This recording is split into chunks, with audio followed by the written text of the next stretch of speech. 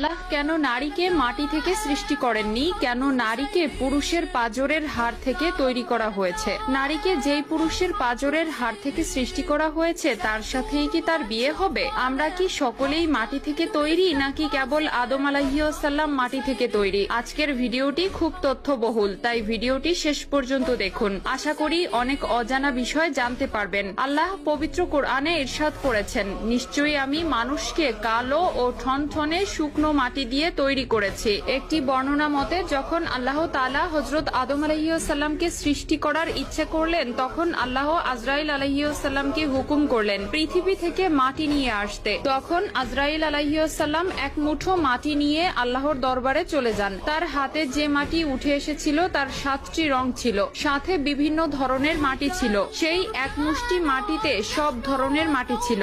এরপর আদম আলাইহিসসালামকে সৃষ্টি করার পরে তার পাঁজরের হাড় থেকে এক মহিলাকে সৃষ্টি করেন, যিনি হলেন বিবি হাওয়া আলাইহিসসালাম। বিবি হাওয়া দুনিয়াতে আগমনকারী প্রথম নারী ছিলেন। হযরত আবু হুরায়রা রাদিয়াল্লাহু তাআলা আনহু হতে বর্ণিত, মহানবী সাল্লাল্লাহু আলাইহি ওয়াসাল্লাম বলেছেন, যে ব্যক্তি আল্লাহ ও আখিরাতের প্রতি বিশ্বাস রাখে সে যেন তার প্রতিবেশীকে কষ্ট না দেয় এবং নারীর সাথে সৎ ব্যবহার করে। নারীদের সাথে তোমরা খারাপ আচরণ করো না, কেননা নারীদেরকে পুরুষের পাঁজরের বাঁকা হাড় থেকে সৃষ্টি করা হয়েছে। পাঁজরের সবচেয়ে বাঁকা হাড় হচ্ছে উপরের অংশ। একে সোজা করার চেষ্টা করলে ভেঙে যাবে এবং যেমন আছে তেমন রেখে দিলে তা বাঁকাই থেকে যাবে। অতএব নারীদেরকে ভালো ওসিয়তের মাধ্যমে সংশোধন করো। নারীদের সাথে শিশুদের মতো ভদ্র আচরণ করা উচিত। আল্লাহ